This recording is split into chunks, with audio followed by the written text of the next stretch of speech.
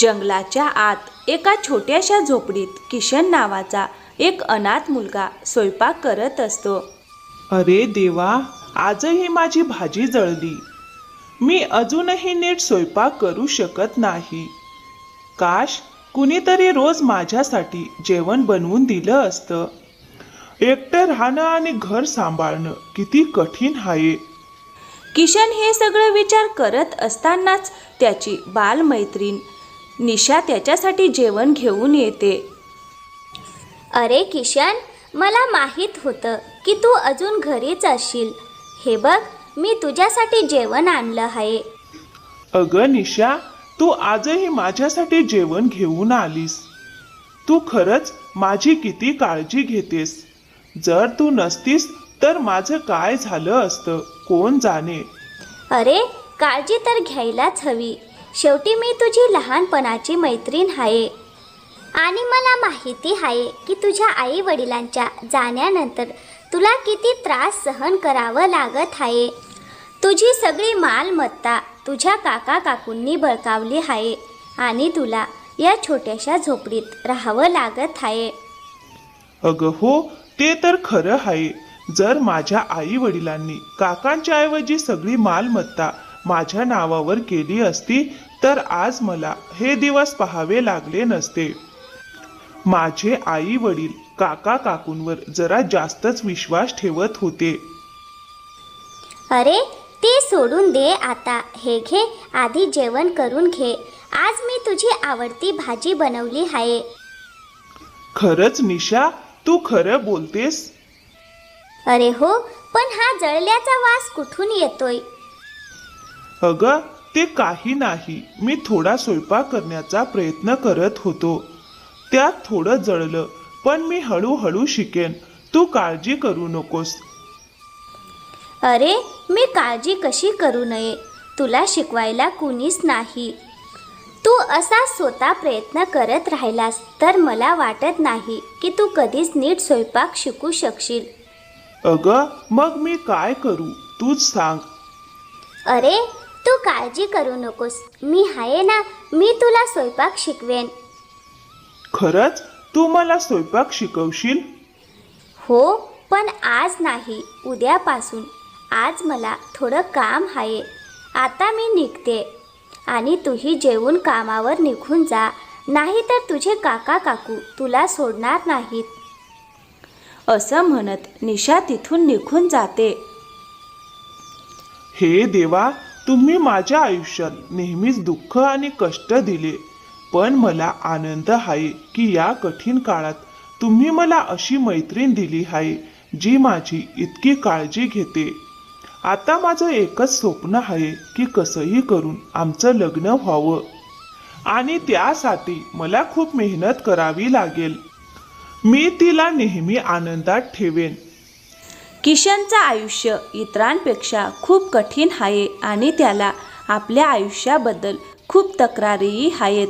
पण तरीही तो आपलं आयुष्य स्वीकारून फक्त एकच इच्छा ठेवतो आणि ती म्हणजे निशाशी लग्न करण्याची, ज्यासाठी तो खूप कष्ट करण्यासही तयार आहे.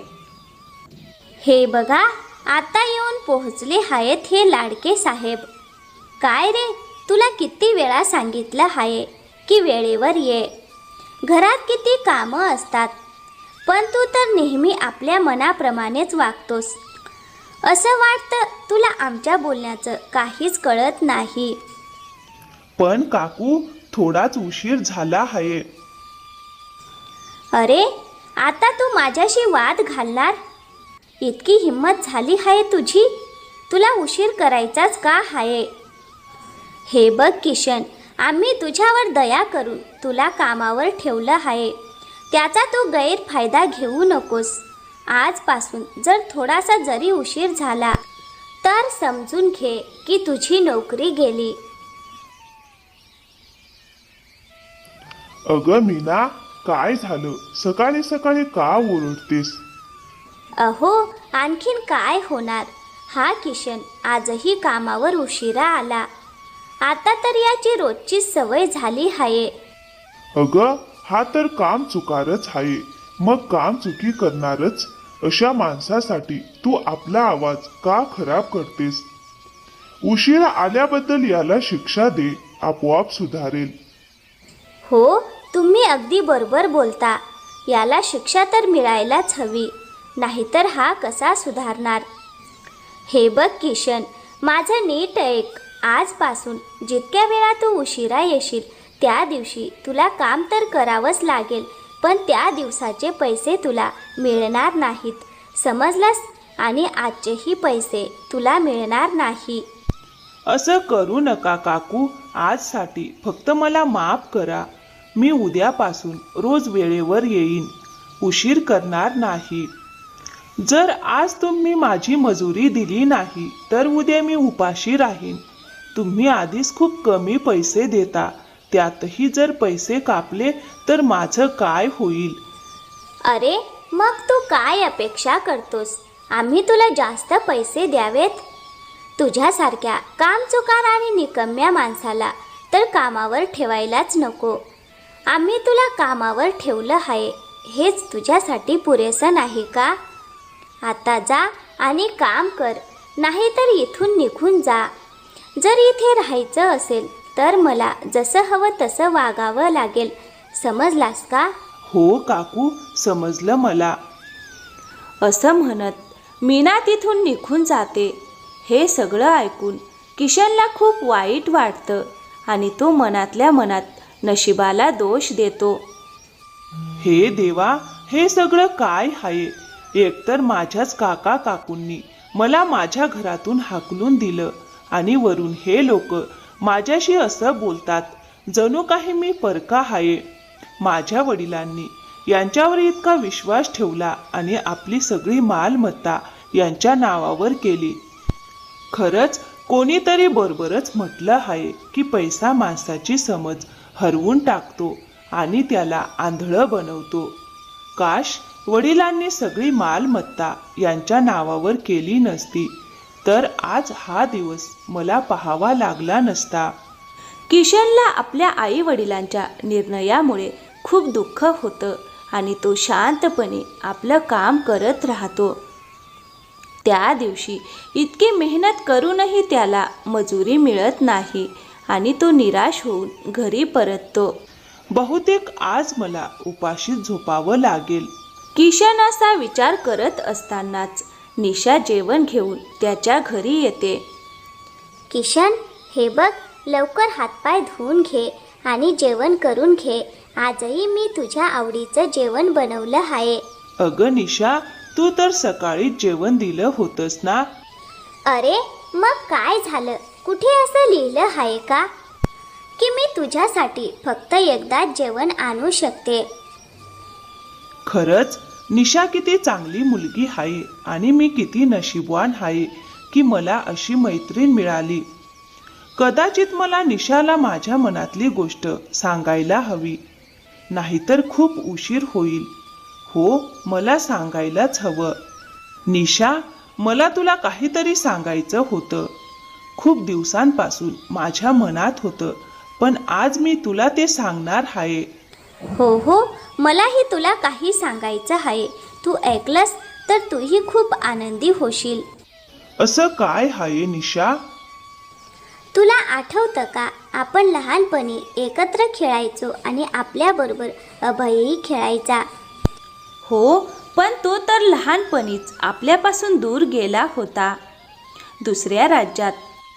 हो, पण आता तो परत आला आहे. अगं, काय सांगतेस निशा? ही तर खूप आनंदाची गोष्ट आहे, पण तो इतक्या वर्षांनी का आला आहे? अरे, मला घेण्यासाठी. तुला घेण्यासाठी? मला काही समजलं नाही. हो, मी तुला कधी सांगितलंच नव्हतं की आम्ही दोघं लहानपणापासूनच एकमेकांवर प्रेम करत होतो आणि आम्ही एकमेकांसोबत राहण्याचं वचनही दिलं होतं. तू लहानपणापासून अभयवर प्रेम करत होतीस का? हो किशन, मी अभयवर खूप प्रेम करते आणि आज इतक्या वर्षानंतर तो मला घेण्यासाठी आला आहे. म्हणूनच मी विचार केला की मी इथे आहे तोपर्यंत तुला जितकं शक्य आहे तितकं माझ्या हातचं जेवण खाऊ घालावं. काय माहिती पुन्हा कधी तुला माझ्या हातचं बनवलेलं जेवण देऊ शकेन की नाही. असं आहे तर म्हणूनच तू रोज 2 वेळा माझ्यासाठी जेवण आणायला लागली आहेस आणि प्रत्येक वेळी माझ्याच आवडीचं जेवण. हो बरं ते सगळं सोड, तूही काहीतरी सांगणार होतास ना. अगं हो, पण माफ कर, मी काय सांगणार होतो तेच विसरलो. काही हरकत नाही, आठवलं की सांग. आता मी निघते. आणि हो, माझं लग्न पुढच्या आठवड्यात आहे, तर नक्की ये. कुठलाही बहाणा चालणार नाही, ठीक आहे ना. असं म्हणत निशा तिथून निघून जाते. निशाच्या लग्नाची गोष्ट ऐकून किशन खूप दुःखी होतो आणि आपल्या नशिबाला दोष देऊ लागतो. हे देवा, तुम्ही माझे आई वडील माझ्यापासून हिरावून घेतले तेव्हा मी काहीच बोललो नाही. सगळी मालमत्ता काका काकूंच्या नावावर गेली, तरी मी ते मान्य केलं आणि शांतपणे सहन करत राहिलो, या आशेने की माझ्या आयुष्यात दुःख आहे पण पुढे जाऊन तुम्ही मला आनंदच द्याल. पण तुम्ही तर एका क्षणातच माझा सगळा आनंद हिरावून घेतला. असं का केलं देवा, असं का केलं? किशनला या गोष्टीचा फार मोठा धक्का बसतो आणि त्याची जगण्याची इच्छा संपून जाते. त्याने आता आशा ठेवणंच सोडून दिलं की कधी त्याच्या आयुष्यात आनंद येईल आणि तो झोपून जातो. दुसऱ्या दिवशी सकाळ होताच तो लवकर उठून वेळेआधीच कामावर निघून जातो.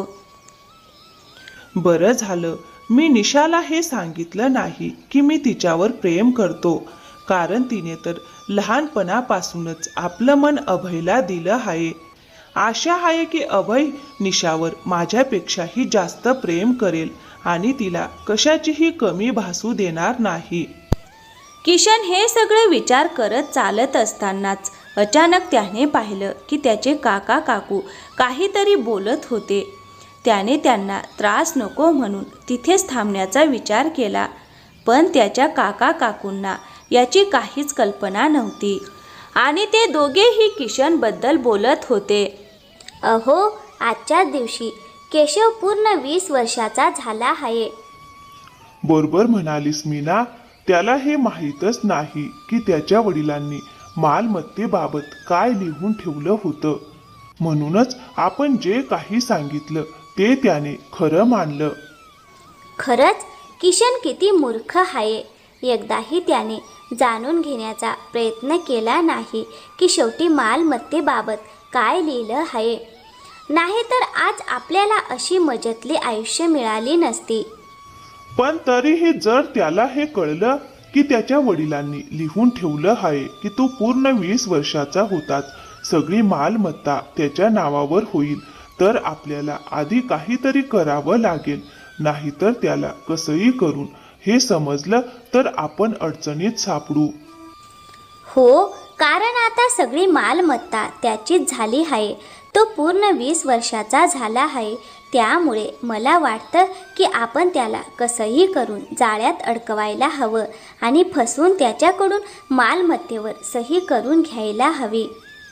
बरोबर आहे तुझं, आणि हे काम आपल्याला अगदी सावधपणे करावं लागेल, जेणेकरून त्याला याची अजिबात कल्पना येऊ नये.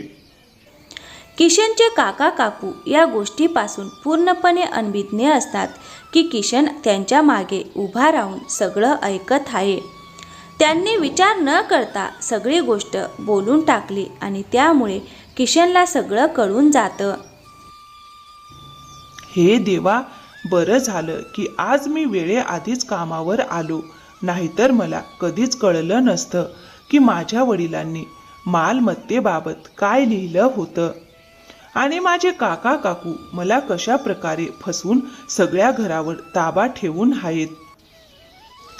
आणि आता ते मला फसवून या मालमत्तेवर सही करून घ्यायचा विचार करत आहेत. पण त्यांना माहिती नाही की मी सगळं ऐकलं आहे. आता मला लवकरात लवकर काहीतरी करावं लागेल. असं म्हणत किशन तिथून सरळ घरी निघतो. पण जेव्हा तो घरी पोहोचतो तेव्हा तो पाहतो की निशा आधीच त्याच्या घरी आलेली असते. अरे किशन, तू कुठे गेला होतास? मी तुझ्यासाठी जेवण आणलं होतं, पण इथे येऊन पाहिलं तर तू घरात नव्हतास. मला वाटलं तू कामावर गेला असशील. अगं हो, मी कामावर गेलो होतो निशा, पण तिथे गेल्यावर मी लपून काका काकूंचं बोलणं ऐकलं आणि जे ऐकलं त्याने मी पूर्णपणे थक्क झालो निशा. अरे, असं काय ऐकलंस तू? आणि तू इतका घाबरलेला का दिसतोस? अगं, मी ऐकलं की माझ्या वडिलांनी मालमत्तेबाबत असं लिहून ठेवलं होतं की मी 20 वर्षाचा झाल्यावर सगळी मालमत्ता माझ्या नावावर होईल. आणि आजच मी पूर्ण 20 वर्षाचा झालो आहे. पण माझे काका काकू या गोष्टीमुळे खूप घाबरले आहेत आणि ते मला फसवून त्या मालमत्तेवर सही करून घ्यायची योजना आखत आहेत. अरे, तू काय बोलतोस किशन? तुझे काका काकू तर खूपच चालाक आणि कपटी निघाले. ते तुझी मालमत्ता हडप करायला पाहत आहेत. आता तू काय करणार किशन? अगं, मी असं ऐकलं की माझ्या वडिलांनी मालमत्तेबाबत असं लिहिलं होतं की मी 20 वर्षाचा झाल्यावर सगळी मालमत्ता माझ्या नावावर होईल. आणि आजच मी 20 वर्षाचा झालो आहे. पण माझे काका काकू या गोष्टीमुळे खूप चिंतेत आहेत आणि मला फसवून त्या मालमत्तेवर सही करून घ्यायची योजना करत आहेत. पण किशन, यात खूप मोठा धोका आहे. जर त्यांना कळलं तर? अगं, जर मला असंच आयुष्य जगायचं नसेल तर हा धोका मला पत्करावाच लागेल निशा. आणि तू काळजी करू नकोस, मला काहीही होणार नाही. आणि बघ, तुमच्या दोघांच्या लग्नात यावेळी मी एक छान आणि महाग भेटवस्तू घेऊन येईन, कारण आता माझे गरिबीचे दिवस संपणार आहेत. पण तरीही स्वतःची काळजी घे आणि त्या दोघांपासून सावध राहा. बरं, ठीक आहे, आता मी निघतो. असं म्हणत किशन तिथून मालमत्तेची कागदपत्र चोरण्यासाठी निघून जातो. अहो, बघा ना, हा मुलगा कधी सुधारणार नाही. आजही अजूनपर्यंत आलेला नाही. आजही त्याने उशीर केला. कालच त्याला सांगितलं होतं की उशीर होता कामा नये, पण त्याच्या कानात काही जात नाही. हो मीना, पण आज त्याच्यावर राग करू नकोस. तुला आठवतंय ना, आपल्याला त्याची सही हवी आहे. हो, पण तो आला तरच ना आपण त्याची सही घेऊ. इतका वेळ झाला, अजूनपर्यंत तो आलाच नाही. अगं, तू एवढी काळजी का करतेस? त्याला उशिरा येण्याची सवय आहे. तो येईल, थोडं थांब. संयमाचं फळ गोड असतं. किशनचे काका काकू त्याची आतुरतेने वाट पाहत होते, पण त्यांना काय माहीत, किशन तर त्यांच्या घरात आधी शिरलेला असतो. किशन काकूंच्या खोलीत शोधाशोध करू लागतो आणि तेवढ्यात चुकून त्याच्या हातून एक फुलदाणी खाली पडते, ज्यामुळे मोठा आवाज होतो. किशन लगेच कपाटामागे लपतो. हा आवाज कसला होता? कुठे चोर तर शिरला नाही ना? चला जाऊन बघूया. यानंतर त्याचे काका काकू दोघेही वर जातात, पण खोलीत त्यांना कोणीच दिसत नाही. हे काय, इथे तर कोणीच नाही. मग ही फुलदाणी कशी पडली? अगं, एखादी मांजर असेल किंवा वाऱ्यामुळे पडली असेल. फुलदाणीला सोड, खूप उशीर झाला आहे. किशन आता येतच असेल. चल खाली जाऊया. हो, तुम्ही बरोबर बोललात. चला खाली जाऊया. यानंतर किशनचे काका काकू दोघेही खाली जातात आणि किशन बाहेर येतो. बरं झालं ते गेले. मला तर वाटलं आज मी पकडला जाणार. आता लवकरात लवकर मालमत्तेची कागदपत्र शोधून इथून निघून जातो, त्यांना कळायच्या आधी. यानंतर किशन पटकन कागदपत्र शोधू लागतो आणि तेवढ्यात त्याला एक कागद सापडतो. अरे, हे तर तेच मालमत्तेचं कागद आहे. बरं झालं मला सापडलं. आता पटकन इथून निघतो. किशन तिथून जाण्याच्या तयारीत असतानाच अचानक त्याचे काका काकू काही माणसांसह तिथे येतात आणि किशनला पकडून घेतात. हे काय काका काकू, तुम्ही दोघे इथे? अरे, हाच प्रश्न मला तुला विचारायचा आहे. तू इथे काय करतोस? चोरी करायला आला आहेस का? अरे, मी माझ्याच घरात चोरी का करेन? काय म्हणालास? तुझं घर? वाटतं तू तुझी अवकात विसरलास. कदाचित तुला आठवत नाही की तुझ्या वडिलांनी सगळी मालमत्ता आमच्या नावावर केली आहे. हो, तोपर्यंतच जोपर्यंत मी 20 वर्षाचा होत नाही, आणि आज मी पूर्ण 20 वर्षाचा झालो आहे. त्यामुळे आता हे घर आणि ही सगळी मालमत्ता माझी आहे. यात तुमचा काहीही हक्क नाही. असं आहे तर म्हणजे तुला सगळं कळलं आहे. म्हणूनच तू इथे मालमत्तेची कागदपत्र चोरण्यासाठी आला आहेस, जेणेकरून तुझ्याकडे पुरावा राहील. अगदी बरोबर, आणि आता माझ्याकडे पुरावाही मिळाला आहे. अरे, पण त्याचा काही उपयोग नाही. दुर्दैवाने तू ही कागदपत्र कोणालाही दाखवू शकणार नाहीस. का? कारण आम्ही तुला इथून जिवंत जाऊ देऊ तेव्हाच ना. अरे हो मंडळी, याला मारा, तोपर्यंत मारा जोपर्यंत हा मरत नाही. असं म्हणताच त्याचे भाडोत्री गुंड किशनला मारायला सुरुवात करतात आणि त्याला इतकं मारतात की अखेर किशनचा जीव जातो. चला, सुटका झाली.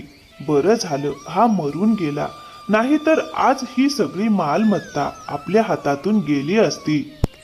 ते सगळं ठीक आहे, पण आता आपण काय करणार? लोकांना कळलं की याचा मृत्यू झाला आहे तर सगळे वेगवेगळ्या गोष्टी बोलतील. आपण सगळ्यांना काय सांगणार? अगं, तू एवढी काळजी का करतेस मीना? जे खरं आहे तेच सांगू. हा किशन इथे चोरी करायला आला होता आणि आपल्या माणसांनी त्याला मारलं. जास्त मार लागल्यामुळे त्याचा मृत्यू झाला, आणि यात चूक तर त्याचीच होती, नाही का? अहो, तुम्ही अगदी बरोबर बोललात. जर हा शांतपणे आपलं आयुष्य जगत राहिला असता तर अजून जगला असता, पण याला तर मरायचीच खूप घाई झाली होती. चला, झालं राम नाम सत्य. आता तुम्ही सगळ्यांनी नीट लक्ष देऊन ऐका. इथे जे काही झालं आहे ते कुणालाही कळू नये. आता जा आणि ही प्रेत कुठेतरी गाडून या, समजलात का? असं मीना म्हणताच सगळे लोक किशनला गाडायला निघून जातात. गावात किशनच्या मृत्यूची बातमी पसरू लागते आणि ही गोष्ट निशाला कळते. अभय तिला ही बातमी सांगतो. मला माहिती आहे की त्याचं आयुष्य खूप कठीण होतं आणि तो खूप गरीब होता, पण त्याने चोरी करायला नको होती. तू चुकीचं बोलतोयस अभय. तो चोरी करायला गेला होता, पण पैसे किंवा दागिने चोरण्यासाठी नाही, तर मालमत्तेची कागदपत्र मिळवण्यासाठी, जेणेकरून तो आपला हक्क मिळवू शकेल. मालमत्तेची कागदपत्र चोरण्यासाठी? पण का आणि कसला हक्क? कारण किशनच्या वडिलांनी जी वसियत लिहून ठेवली होती त्यात सगळी मालमत्ता काका काकूंना कायमची दिली नव्हती. ती फक्त किशन 20 वर्षाचा होईपर्यंत त्यांच्याकडे ठेवली होती. पण आता किशन 20 वर्षाचा झाला होता. कसं तरी त्याला ही सगळी गोष्ट कळली आणि तो आपला हक्क मिळवण्यासाठी तिथे गेला होता. पण वाटतं त्याच्या काका काकूंना सगळं कळलं आणि त्यांनी त्याला मारून टाकलं आणि सगळ्यांसमोर खोटं सांगितलं की किशन पैसे किंवा दागिने चोरण्यासाठी आला होता. अगं, तू काय बोलतेस निशा? हो, मी खरं बोलते अभय. किशन बरोबर जे काही झालं ते अजिबात योग्य नव्हतं. जर मी त्याला न्याय मिळवून दिला नाही तर त्याच्या आत्म्याला कधी शांती मिळणार नाही. अगं, पण तो त्याला न्याय कसा मिळवून देणार? अभय, आपण प्रयत्न तरी करू शकतो ना.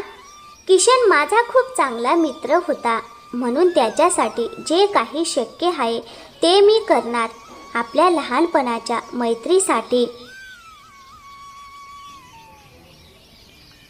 मंगल, बाहेर ये. मला माहिती आहे तू आतच आहेस. लवकर बाहेर ये. काय झालं मुखियाजी, तुम्ही सकाळी सकाळी माझ्या घरी आलात? काही खास कारण आहे का? अरे, आम्हाला सगळं कळलं आहे. किशन इथे तुमचे पैसे किंवा दागिने चोरण्यासाठी नाही, तर मालमत्तेची कागदपत्र मिळवण्यासाठी आला होता. पण तो मालमत्तेची कागदपत्र का घेईल मुखियाजी? कारण त्या कागदपत्रांमध्ये स्पष्ट लिहिलं होतं की सगळी मालमत्ता किशन 20 वर्षाचा झाल्यावर त्यालाच मिळणार होती आणि तुम्ही ते होऊ देत नव्हतात. म्हणूनच त्याला जबरदस्तीने तुमच्या घरी घुसून मालमत्तेची कागदपत्र घ्यावी लागली आणि तुम्हाला ही गोष्ट कळली म्हणून तुम्ही त्याला मारून टाकलं. हे तुम्ही काय बोलत आहात मुखियाजी? आणि तुम्हाला हे सगळं कोणी सांगितलं? या मुलीने का? ही तर किशनची लहानपणाची मैत्रीण आहे, मग ती असंच बोलेल ना? बरं, जर असं असेल तर आम्हाला तुझ्या तोंडूनही पूर्ण सत्य ऐकायचं आहे. हो, मग ऐका. ही मुलगी जे काही बोलते आहे ते पूर्णपणे खोटं आहे. कारण माझ्या भावाने सगळी मालमत्ता माझ्या नावावर केली होती आणि अशी कोणतीही वसियत लिहिली नव्हती की किशन 20 वर्षाचा झाल्यावर मालमत्ता त्याच्या नावावर केली जाईल. आमच्याकडे पुरावा आहे. मीना, तू लगेच आत जा आणि वसियत घेऊन ये. आता सगळं स्पष्ट होईल. दूध का दूध, पाणी का पाणी. असं मंगल म्हणताच मीना आत जाते आणि वसियत घेऊन येते. हे बघा मुखियाजी, हे नीट वाचा. यात कुठेही असं लिहिलं आहे का की किशन 20 वर्षाचा होताच सगळी मालमत्ता त्याच्या नावावर केली जाईल? जरा बघा. मुखियाजी वसियत नीट वाचतो, पण त्याला त्यात असं काहीही लिहिलेलं दिसत नाही जिथे किशनचा काही उल्लेख केलेला असेल. अरे हो, तू बरोबर बोलतोयस मंगल. या वसियतीत असं काहीच लिहिलेलं नाही. नाही मुखियाजी, मला पूर्ण खात्री आहे की या लोकांनी वसियतीत काहीतरी फेरफार केला आहे. ही यांची चालाकी आहे. माझ्यावर विश्वास ठेवा, मी खरं बोलते आहे. पण आपल्याजवळ दुसरा काही पुरावाही नाही. फक्त तुझ्या बोलण्यावरून आपण काही निर्णय घेऊ शकत नाही. समजून घे मुली. मुखियाजी, मग आपण काहीच करू शकत नाही का? माफ कर मुली, पण पुरावा नसताना आपण काहीच करू शकत नाही. जर पुरावा असता तर नक्कीच काहीतरी केलं असतं, पण सध्याच्या परिस्थितीत आपण हतबल आहोत. पुरावा नसल्यामुळे मंगल आणि मीना दोघेही वाचतात आणि सगळे लोक तिथून निघून जातात. निशाला यामुळे खूप दुःख होतं आणि ती आणि अभय दोघेही आपल्या घरी परत जातात. निशा, तू जसं म्हणाली होतीस तसं काहीच घडलं नाही. त्या वसियतीत तर किशनचा उल्लेखच नव्हता. कदाचित तुला काही गैरसमज झाला असेल. नाही अभय, हा काही गैरसमज नाही. कारण किशनने स्वतःच्या कानांनी त्यांच्या दोघांचं बोलणं ऐकलं होतं आणि मान्य केलं की कदाचित गैरसमज झाला असेल तरीही फक्त चोरीच्या आरोपावरून ते किशनला मारणार नव्हते ना. मग त्या वसियतीत किशनचा उल्लेख का नाही? हे तर मलाही माहीत नाही. पण किशनने मला सांगितलं होतं की जर तो थेट जाऊन काका काकूंशी मालमत्तेबद्दल बोलेल तर ते नक्कीच काहीतरी डाव खेळतील. ते लोक खूप चालाक आणि कपटी आहेत. म्हणूनच किशन त्यांच्या घरी कागदपत्र मिळवण्यासाठी गेला होता. म्हणजे तुझं म्हणणं असं आहे की मालमत्तेच्या कागदपत्रांमध्ये फेरफार करण्यात आला आहे. ती कागदपत्र खोटी आहेत का? हो, अगदी बरोबर बोललास. आणि मला माफ कर अभय, पण मी आत्ता तुझ्याशी लग्न करू शकत नाही. कारण जर मी आत्ता तुझ्याशी लग्न केलं तर मला इथून जावं लागेल आणि जोपर्यंत मी किशनला निर्दोष सिद्ध करत नाही तोपर्यंत मी इथून कुठेही जाणार नाही. मी समजू शकतो निशा. ठीक आहे, या कामात मी तुला पूर्ण मदत करेन. शेवटी तो माझाही लहानपणीचा मित्र होता. यानंतर अभय आणि निशा दोघांनीही किशनला निर्दोष सिद्ध करण्याचा आणि त्याच्या मृत्यूचा बदला घेण्याचा निर्धार केला. पण अडचण अशी होती की ते हे सगळं कसं करणार, कारण त्यांच्याजवळ किशन निर्दोष आहे हे सिद्ध करण्यासाठी कोणताही पुरावा नव्हता. अहो, ही निशा तर खरंच खूप चालाक निघाली. आपल्या मित्राला निर्दोष सिद्ध करण्यासाठी इथे आली आहे. अगं, मग त्यात काय झालं? तिने काय केलं? काहीच नाही आणि काही करूही शकणार नाही. ते खरं आहे. मला आधीपासूनच अंदाज होता की असं काही होऊ शकत नाही. म्हणूनच योग्य वेळी आपण खोटी वसियत तयार करून ठेवली आणि बनावट सहीही केली. तुम्ही तर खरंच दुसऱ्यांच्या सहीची नक्कल करण्यात खूपच पटाईत आहात. आज आपण फक्त आणि फक्त तुमच्यामुळेच वाचलो आहोत. हो, आणि आता आपल्याला कुठल्याही गोष्टीची काळजी करण्याची गरज नाही. आपल्याजवळ मालमत्तेची खोटी कागदपत्र आहेत आणि किशनही आता या जगात नाही. त्यामुळे सगळे अडथळे दूर झाले आहेत. आता आपण या आलिशान घरात निवांत आणि सुखाने आयुष्य जगू. मंगल आणि मीना एकमेकांशी बोलत असतानाच अचानक त्यांचा एक भाडोत्री माणूस धावत त्यांच्या जवळ येतो. मालक, मालक, मोठा अनर्थ झाला. मालक, मोठा अनर्थ झाला. अरे, काय झालं? आणि तू इतका घाबरलेला का दिसतोस? काय झालं? सगळं ठीक आहे ना? काहीच ठीक नाही मालक, काहीच ठीक नाही. तो किशन. अरे, किशनला काय झालं? त्याला नीट गाडलं होतंस ना? हो, मी त्याला व्यवस्थित जमिनीत गाडलं होतं. पण कसं कुणास ठाऊक, तो मेलाच नाही. तो जिवंत आहे. त्या भाडोत्री माणसाचं बोलणं ऐकून मंगल आणि मीना पूर्णपणे चकित होतात आणि त्यांना त्याच्या बोलण्यावर विश्वास बसत नाही. अरे, हे तू काय फालतू बोलतोयस? तुला कळतंय का तू काय बोलतो आहेस? अरे, तो कसा जिवंत असू शकतो? तो तर मेला आहे ना? हो मालक, आम्हालाही तसंच वाटलं होतं. पण आता कसं कुणास ठाऊक, तो जिवंत आहे. आताच मी त्याच्या घरून आलोय. मी खरं सांगतोय मालक, तुम्ही हवं तर स्वतः जाऊन पाहू शकता. अहो, हे तर अजिबात चांगलं नाही. जर तो किशन खरंच जिवंत असेल तर आपण अडचणीत येऊ. आपल्याला काहीतरी करावंच लागेल. हो मीना, तू बरोबर बोललीस. तो मुखियाकडे जाऊन सगळं सांगण्याआधीच मी स्वतः त्याच्याकडे जाईन आणि त्याला माझ्या हाताने संपवून टाकेन. चला, आताच जातो. असं म्हणत मंगल मध्यरात्री किशनच्या घरी जातो. तिथे पोहोचल्यावर अंधारामुळे त्याला काहीच नीट दिसत नाही. पण किशनच्या कपड्यांवरून आणि मागून पाहता तो किशनच वाटत होता. अरे, हे काय? हा तर खरोखर किशनच आहे. फक्त त्याचा चेहरा दिसत नाही. पण काहीही असो, मला त्याला मारायलाच हवं.